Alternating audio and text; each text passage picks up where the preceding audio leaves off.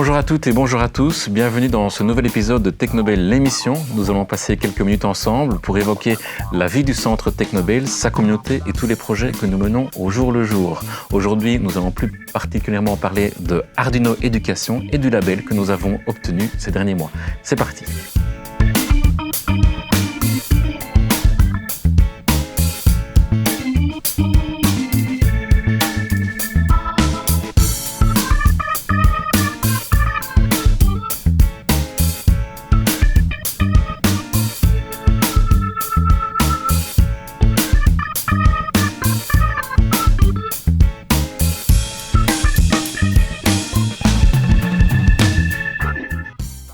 Nous accueillons aujourd'hui dans le salon de Technobel Hervé Doc, le directeur du centre, et Anthony Jacques, l'explorateur pédagogique qu'on ne présente plus.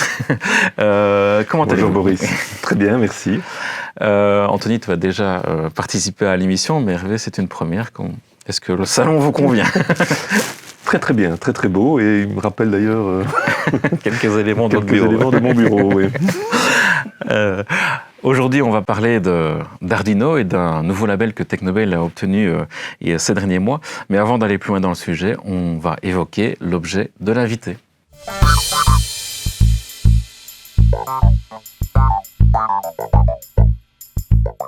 Alors, on va commencer avec Hervé.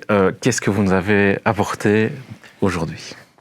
J'ai apporté un objet, en fait, un prototype qu'on a développé avec des jeunes il y a peu, cet été d'ailleurs. Et je l'aime beaucoup parce que si je mets ma casquette plutôt de pédagogue, au-delà du prototypage, c'est un objet qui est porteur de sens. Je ne vais pas rentrer dans l'explication de l'objet, mais en tout cas, c'est pour moi un des aboutissements même d'une démarche pédagogique. Et c'est un objet aussi qui a permis de sensibiliser à d'autres thématiques que les technologies qui sont le cœur de métier de Technobel. Tout à fait. Au fait, quand je parle que cet objet est porteur de sens, c'est tout simplement ce prototypage fait référence à toute une série de problématiques contemporaines et ici particulièrement celles relatives à l'environnement.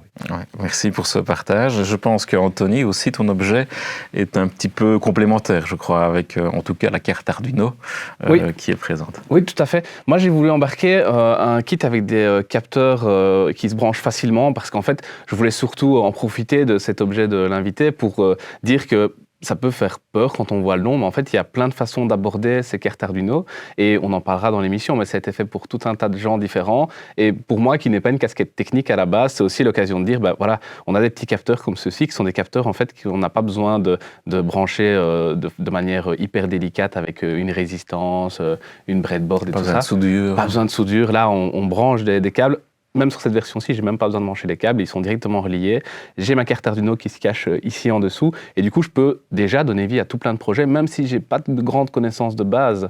Et donc, moi, j'aime bien prendre dans le temps de montrer des outils comme ça qui peuvent parler à tout le monde, et pas juste à des experts dans la maîtrise de l'électricité et des cartes électroniques. On aura probablement l'occasion d'en reparler quand on évoquera un peu les possibilités qu'Arduino Éducation offre aux enseignants dans les classes. Mais avant d'aller plus loin dans le sujet, je vous propose de réécouter Roxana de Arduino justement, qui nous avait laissé un petit message lors de l'inauguration du lab, donc l'Arduino Education Inspiration Lab, que nous avons inauguré en juin dernier dans les locaux de Technobel à Sydney.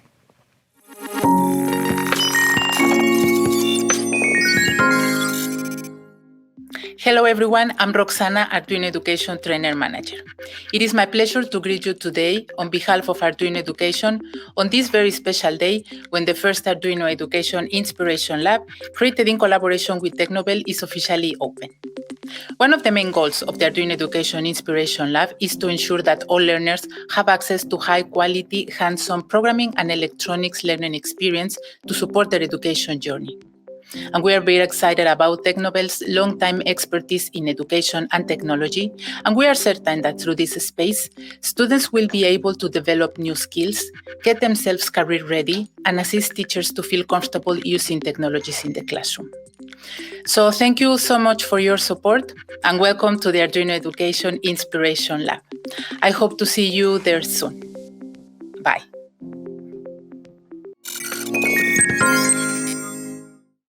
Eh bien, Hervé, on l'a entendu dans le témoignage de Roxana, nous sommes devenus un lab Arduino Éducation. Alors concrètement, comment est-ce que ce partenariat s'est mis en place entre Technobel et Arduino Éducation et surtout, à quoi ça sert ? C'est une longue histoire. Tout d'abord, au sein de Technobel, on a revu notre approche pédagogique sous plusieurs angles. Et un de ces angles, c'était d'amener le faire, le prototypage. Et donc, dans ce cadre-là, on a commencé à prendre sur le marché toute une série d'éléments qui permettaient de donner vie à des projets, à valider des compétences, des connaissances que l'on avait acquises dans un parcours, et ce pour tout public. Et donc concrètement, on avait commencé avec Lego. Je pense que ça a fait déjà l'objet d'une émission. Et ça avait très très bien donné, en tout cas, et ça donne toujours très bien. Et donc on a poursuivi cette aventure avec d'autres partenaires. Et là, je regarde un peu notre explorateur pédagogique parce que c'est quand même lui qui a pris les premiers contacts avec Arduino. Et donc c'est dans cette logique-là qu'on a poursuivi donc le partenariat avec Arduino et qui aujourd'hui nous permet d'aller encore un peu plus loin dans cette notion de prototype, encore un peu plus loin dans la manière dont on peut illustrer ou valider toute une série de savoirs ou de compétences. D'accord. Et est-ce que ça s'adresse à un public particulier chez Technobel ? Parce que, évidemment, quand on a Anthony sur le plateau, ici, on pense tout de suite au monde des écoles, mais est-ce qu'il y a d'autres publics qui peuvent être intéressés par la dynamique qu'engendre un lab Arduino Éducation ? Oui, donc c'est vrai que naturellement, on rentre premièrement par le monde de l'école, puisque le matériel qui est fourni par Arduino, en tout cas, fait le lien avec des programmes déjà existants, et donc naturellement, le monde des écoles se prête très très bien. Mais Technobel, c'est un centre de formation professionnelle, de formation continue, et donc dans ce cadre-là, ces produits, de par la complexité qu'on peut y mettre, et tant au niveau de la programmation de l'électronique, l'électricité, que dans le prototype même, la réalisation d'un projet, automatiquement, ce produit fonctionne très très bien avec les demandeurs d'emploi qui sont chez nous sur des parcours qualifiants, donc plus ou moins Bac+3. Et alors un autre public qui aussi, dans la prolongation de tout ce que je viens de dire, qui se présente comme intéressé par cette carte et toute la dynamique qu'elle porte, ce sont les entreprises. Parce qu'effectivement, les cartes que l'on voit ici, les petites cartes vertes, existent sous d'autres formes, avec d'autres couleurs, qui nous permettent de faire en tout cas le pas, de mettre le pied, c'est ça que je voulais dire, dans le monde professionnel. Et donc, que les prototypes développés au sein de Technobel, dans un cadre pédagogique, puissent à un moment donné vivre à l'extérieur du centre, en entreprise, en industrie. D'accord. C'est des dynamiques qu'on a déjà rencontrées avec d'autres labels, notamment on a cité Lego, mais au niveau professionnel aussi, on est reconnu par Cisco, Microsoft et ce genre de choses. Mais peut-être revenir sur le monde un peu pédagogique, éducatif, Arduino. Est-ce que tu peux donner, Anthony, des exemples de matières ou de projets à mener avec Arduino en classe, par exemple ? Oui, il y en a tout plein, parce qu'en fait, cette carte Arduino, c'est vraiment, encore une fois, j'aime bien en parler comme le cerveau de différents projets pédagogiques. Et donc, on a autant de profs de sciences qui vont être intéressés pour exploiter cette carte avec différents capteurs qui vont pouvoir montrer ce qui se passe dans des phénomènes physiques, par exemple, un changement de température, un changement d'état de matière, que dans des projets qui sont purement informatiques. On a des enseignants d'informatique qui vont en profiter pour initier leurs élèves à la programmation, puisque la carte Arduino a un langage de programmation qui est relativement accessible. Et puis, on l'a déjà fait, notamment dans le cadre de stage qu'on a donné. On a aussi travaillé avec des jeunes qui travaillaient en langage par bloc également. Donc, on peut s'initier aux sciences de l'informatique avec de la programmation, aux sciences où on va juste utiliser la carte Arduino pour faire fonctionner les capteurs. Ça, ce sont certains exemples de projets. Je parlais également de mathématiques, si on le veut, puisqu'on peut aussi s'amuser avec cette logique algorithmique à aller réfléchir et titiller dans la résolution de problèmes et dans la réflexion qu'on a autour de ça. En vérité, et tu vois bien vers quoi je veux en venir, on s'embarque véritablement dans le monde des STEAM avec ces cartes Arduino. Donc, encore une fois, on en parle, on sait que c'est un point central dans notre projet. Tu as anticipé une de mes questions. Effectivement, j'allais dire, Arduino, les cartes et tous les outils qu'ils mettent à disposition, que Arduino Éducation met à disposition, en fait, c'est un outil au service d'une approche STEAM. On peut peut-être rappeler ce que sont les STEAM, Hervé ? Oui, donc STEAM, c'est un acronyme, donc c'est STEAM. Donc c'est sciences, technologie, ingénierie, art et mathématiques. En tout cas, nous, on utilise cet acronyme dans sa forme longue, c'est-à-dire que le A en plus, puisque en introduction, et notamment quand j'ai parlé de cet objet, j'ai parlé de sens ou d'un prototype porteur de sens. Pour moi, le A a vraiment révolutionné cet acronyme et on l'exploite d'ailleurs au maximum dans tous nos projets au sein de Technobel. Et avec les outils justement qu'on a au sein de Technobel, on a évoqué les Lego et Arduino, comment Technobel se positionne par rapport à ces approches STEAM et au monde de la formation peut-être ou de l'accompagnement de certains publics? Comment est-ce que Technobel va se positionner ou se positionne déjà par rapport à ça? C'est un positionnement naturel à nouveau, hein, donc on n'a pas aujourd'hui envie de faire telle et telle chose particulière. C'est aujourd'hui un idéal qu'il y a au sein du centre, qui porte sur l'observation de ce qu'il y a autour de nous, hein, ces problématiques contemporaines, comme j'ai déjà parlé. J'ai parlé de l'environnemental, mais il y en a d'autres, hein, social, démocratique, économique. Et donc, c'est à un moment donné d'amener toutes ces problématiques et de proposer, si possible, évidemment, une valeur ajoutée au numérique à travers un projet. Alors, voilà, ça porte toutes les dynamiques. Donc, effectivement, Arduino est embarqué dans cette dynamique au sein du centre. Concrètement, c'est effectivement cet acronyme STEAM qu'on présente et qu'on développe, qu'on traverse avec tous les publics que j'ai déjà cités, hein, enseignement, demandeurs d'emploi, entreprises. Et on essaye aussi d'avoir de plus en plus de partenaires. Donc, on s'investit beaucoup dans l'écosystème ultra-local. Et notamment, nous participons aujourd'hui à un espace STEAM qui amène d'autres acteurs, comme l'université, comme un centre d'art, enfin voilà, toute une série de choses comme ça. Donc, j'ai envie de dire qu'on retrouve un peu cette orientation partout et dans la vie de tous les jours. Mm-hmm. Donc on entend hein, souvent des projets qui sont porteurs de sens, etc. Pour revenir un peu plus concrètement sur les choses, Anthony, quand la première fois que tu as touché un Arduino, que tu as eu en main une petite carte d'Arduino, qu'est-ce que tu as ressenti? Et est-ce que tu peux peut-être rassurer, tu as déjà un petit peu rassuré les enseignants avec des outils comme tu l'as présenté là, mais rassurer un enseignant qui voudrait amener ce genre de projet dans sa classe? Ben oui, alors la première fois qu'on a une carte Arduino en main, au-delà de la peur, une fois qu'on a réussi à passer la peur de toucher cette carte électronique et qu'on se dit qu'en fait, il n'y a rien de bien grave qui peut se passer, c'est un monde de curiosité en fait. C'est un monde de curiosité parce que Arduino, on en parle depuis tout à l'heure comme étant ce matériel, comme étant cette carte programmable, mais Arduino, c'est avant tout une communauté de makers et de gens qui font des choses. On rappelle d'abord que Arduino, ça a été créé par des enseignants en Italie qui voulaient outiller leurs propres élèves, des élèves en design et donc pas du tout des élèves en informatique, pour qu'ils puissent, eux, donner vie à tout un tas de projets qui touchaient là à de l'innovation. Et donc, c'est avant tout un outil qui est adressé à un grand public et à un public de vulgarisation. Et donc, il y a toute une communauté qui s'est formée ces 10-15 dernières années, qui crée des projets et qui partage. Et ça, c'est quelque chose qui, chez Technobel, nous parle beaucoup, parce que ça fait partie du modèle qu'on a développé, hein, rêver, créer, expérimenter, partager. Et donc, ce partager, c'est une communauté qui partage énormément. Et donc, on sait qu'on peut retrouver des ressources, on a toujours une ressource à trouver avec quelqu'un qui va nous filer un petit coup de pouce et autres. Et quand Hervé parlait également de la dynamique Technobel avec ses outils Arduino notamment, il y a un mot-clé aussi, c'est qu'on parlait de l'ouverture vers d'autres acteurs. Et ça, au XXIe siècle, c'est devenu crucial, et même dans le monde de l'enseignement, d'apprendre à ces jeunes que demain, pour être des citoyens engagés, il ne faudra pas hésiter, parce que les compétences ont une certaine durée de vie, parce que les compétences évoluent beaucoup, mais il ne faudra pas hésiter à aller toquer à la porte d'un autre domaine d'activité, d'un autre secteur pour nous aider à nous développer. Et donc, la première fois qu'on voit cette carte-là, on se rend compte que non seulement on a du matériel, mais en plus, on arrive dans une vraie communauté, dans une vraie grande famille de bidouilleurs. Le premier élément un peu rassurant, c'est que vous n'êtes pas seul, entre guillemets. Et c'est aussi ça, sans doute, la mission d'un lab Arduino, c'est un peu de fédérer aussi tous ces porteurs de projets ou toutes ces activités qu'on peut mener ensemble. Est-ce que tu as déjà en tête un exemple, par exemple, d'un instituteur ou de quelqu'un qui est venu et qui a développé un petit projet Arduino? Un exemple, je vais repartir sur l'émission qu'on a déjà diffusée avec Patrick Hainaut, Johan Francotte et Cédric Payot. Avec eux, on s'est amusé à fabriquer un escape game avec eux et leurs élèves. Et donc ça, c'est la magie d'utiliser ces kits Arduino.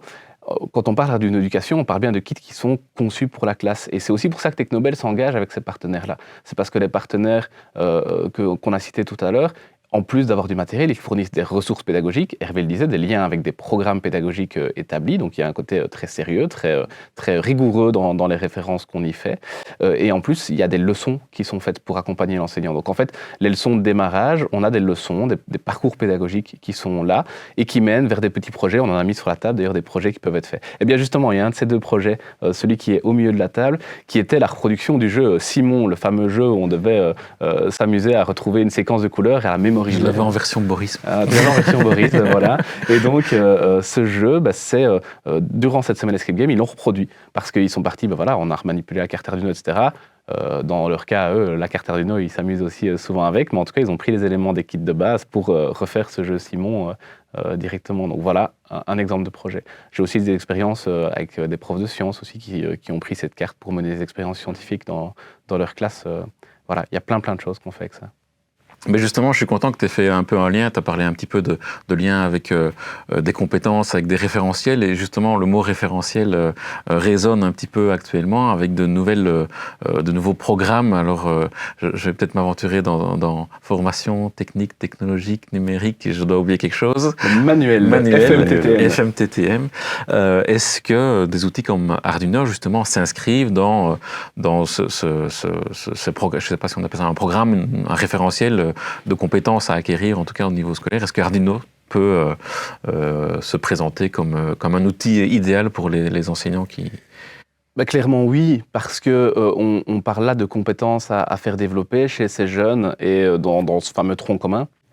Et les outils comme Arduino vont nous permettre de travailler différentes compétences qui sont demandées. On parle notamment du développement de logigrammes pour développer la programmation, pour tendre vers la programmation. Donc on ne parle pas spécialement que de programmer, mais aussi de le mettre dans un ordre, dans une séquence de réflexion avec les logigrammes et de pouvoir le structurer. Eh bien, l'outil Arduino permet tout à fait de faire ça, en plus de devoir nous permettre d'observer des objets technologiques, de comprendre comment le monde qui est autour de nous fonctionne. Et donc oui, il y a plein de liens à faire avec ça, vraiment, oui. Mmh. Et voilà, c'est donc si un enseignant, parce que c'est le public principal auquel tu t'adresses, Anthony, si un enseignant souhaite se lancer dans l'aventure Arduino, qu'est-ce qu'il doit faire, Hervé?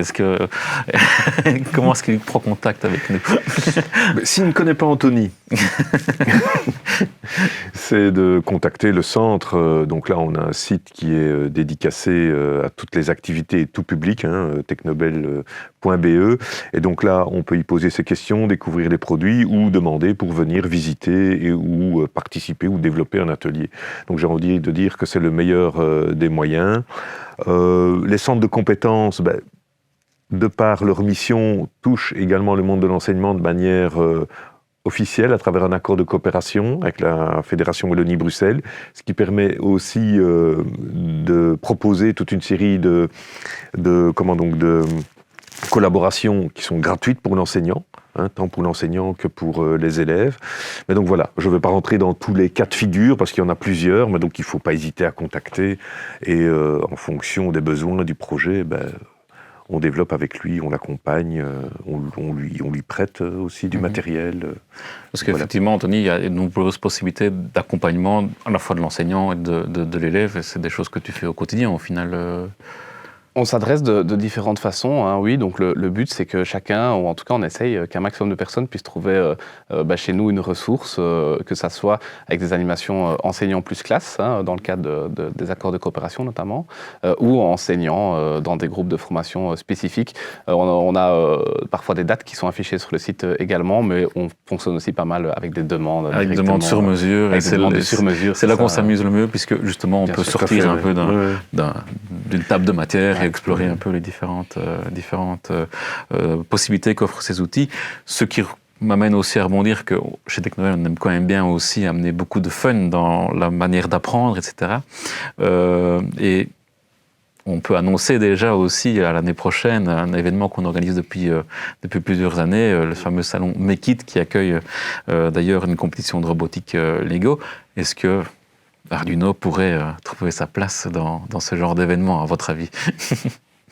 Je vois dans tes yeux qui pétillent évidemment, on en rêve beaucoup, parce que cet événement Make It, quand on se souvient des premières années où on organisait Make It, c'est super chouette de voir à quel point on a grandi et à quel point l'enthousiasme est grandissant aussi. et chez les jeunes, et dans les classes, et dans tous ces clubs de robotique qui nous rejoignent au fur et à mesure. Est-ce que la carte Arduino pourrait venir nourrir un public qui, après ses 16 ans, on le rappelle que de 9 à 16 ans, on peut participer, hein, on a aussi, pour les 6 à 9 ans, on a aussi des choses, mais après 16 ans, on les lâche dans le grand bain, et puis je pense que parfois on leur manque un petit peu. Donc j'imagine qu'on pourrait imaginer d'arriver avec un nouveau défi un jour ou l'autre. Voilà. On peut peut-être sonder un peu la communauté. On peut peut-être sonder. N'hésitez pas à nous dire si vous êtes intéressé par peut-être l'organisation d'un challenge ou de quelque chose avec Arduino lors de notre événement Make It 2023 qui se tiendra au mois de mars 2023, début mars.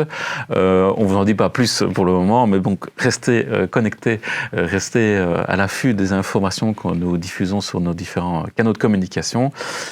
Je pense qu'on a déjà bien évoqué Arduino, que beaucoup d'éléments ont été dits. Encore une fois, on vous rappelle, si vous avez des questions, n'hésitez pas à nous contacter au travers du site, au travers des réseaux sociaux. Et quant à moi, je vous dis à bientôt pour un nouvel épisode.